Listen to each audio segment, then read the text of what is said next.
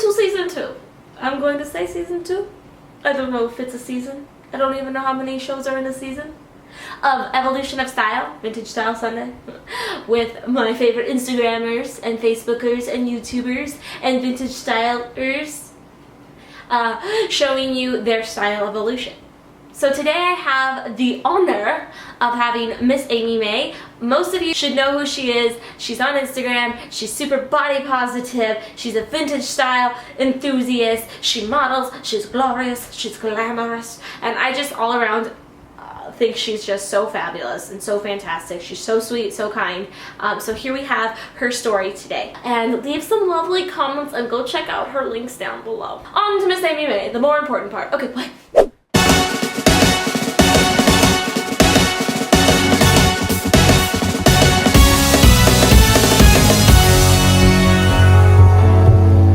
Hello my lovelies, I'm Miss Amy May. I'm a British pin-up / vintage style blogger. I've been dressing in the style for about 4 years, and I think today I'm going to give you a little rundown of how exactly that came to be. Weirdly enough, unlike most girls in the vintage style scene, I didn't grow up watching all the old movies, knowing everything about old Hollywood, listening to the music. It kind of came in a way out of nowhere, but looking back, I can definitely see that I was kind of always drawn to the new look silhouette and always considered that a really graceful feminine way to dress. So over time, that's something that I ended up embracing fully. It was just kind of surprising that I got there. Growing up, I was a farm girl who was not particularly comfortable being overly feminine, but also not a tomboy. Weirdly, I spent most of high school / secondary school in skirts, but we're talking 90s style. That's not really, it's not like it's a glamorous, particularly girly thing. In college, I kind of started out as that kind of skater girl thing was in. I didn't skate, of course, but I had the skate pants and raglan shirts and stuff. And then weirdly, by the time I was 18, it transitioned into kind of almost business casual.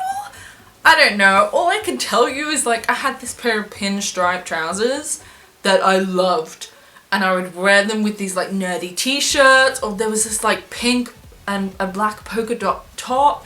I don't know. I loved it. It was what it was. Early 20s, okay, I've always had naturally curly hair, and I used to blow dry it, scrunch, so it was huge, and I would call it my lion's mane. And so early 20s, I would pretty much just wear jeans and t-shirts and sneakers, trainers as we call them here, and have this massive hair. And boho came in at the time, so there were those empire waist tops that were supposed to make you feel more confident if you had chub anywhere. So I kind of hid in them in a way with, all the long necklaces that everyone was rocking because it was boho cute with my massive hair. And that's just what I wore for a long time. And then I think by the time I got to 23 to 25, I suddenly became much more interested in fashion, but in that kind of trendy way where you're shopping on boohoo.com all the time, and it's all those tiny skater skirt dresses. I was so into them for a while. So it's kind of ironic that I went from them into the 50s style, and it ended up happening because despite having my naturally curly hair, I used wet to straight straighteners for my 25th birthday literally once, and I swear I used the heat protection spray, but it ruined my hair, so damaged it wouldn't form my natural curl, let alone hang on to anything else I was trying to do when I was styling it. And that really affected how I saw myself, because my curls were such a big part of my identity. The idea that not only did I not have them, but that my hair was damaged and lank and sad really didn't make me feel pretty in any way. So I ended up researching pin curls as a heat-free way to put curls back into my hair. This was 2013, early 2013. There was a charity event my friend had helped organise that was coming up, and I really wanted to kind of go for a whole 50s thing because I was slowly practicing pin curls.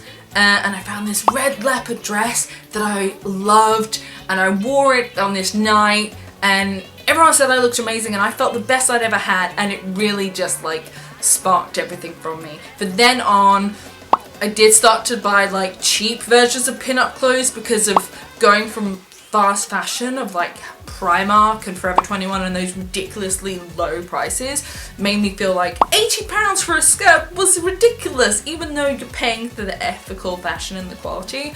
So I started dabbling in the really cheap side of pin-up, mixing and matching it with sort of more cheap, modern, trendy things, so that I was slowly transitioning.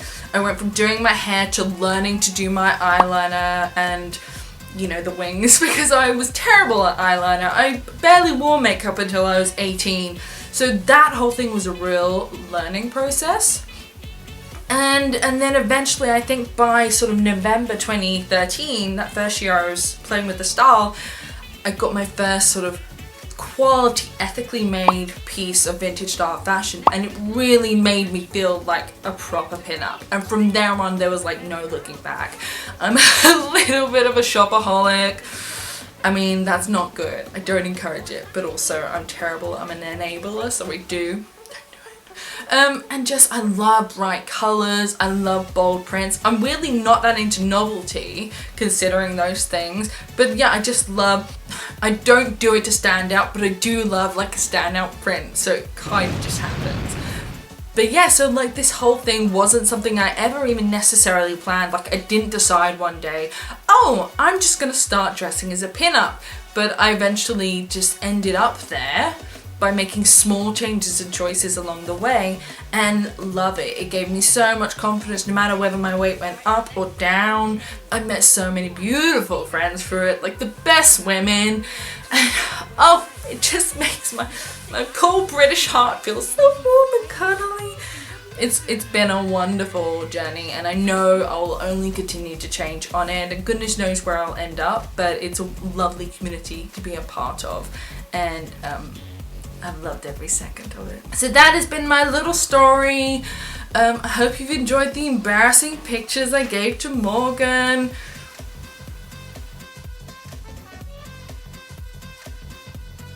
They are what they are. Thank you, Morgan, for having me.